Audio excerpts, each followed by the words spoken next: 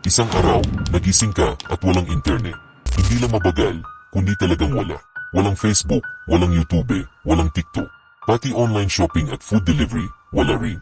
Pero paano kung hindi talaga naimbento ang internet? Kung walang internet, wala kang mas-call na memes trends at viral videos. Lahat ng sismis at balita, malalaman mo lang sa TV, radio o diaryo. Wala ring influencers.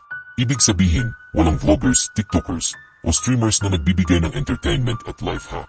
Gusto mong makipag-chat sa kaibigan, maghintay ka ng sulat o tumawag sa landline. Wala ng online shopping. Kaya kung gusto mong bumili ng bagong sapatos o gadget, kailangan mong pumunta sa physical store. Walang Netflix at YouTube, kaya at cable T lang ang source ng entertainment. Walang online school, kaya kahit may bagyo, pasok pa rin. Wala ring work from home.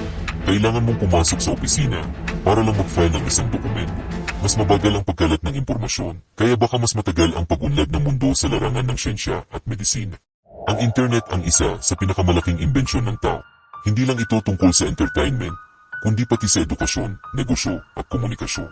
Pero minsan, hindi mo rin ba naisip kung mas okay kaya ang mundo kung walang internet? Ikaw, kaya mo bang mabuhay ng walang internet?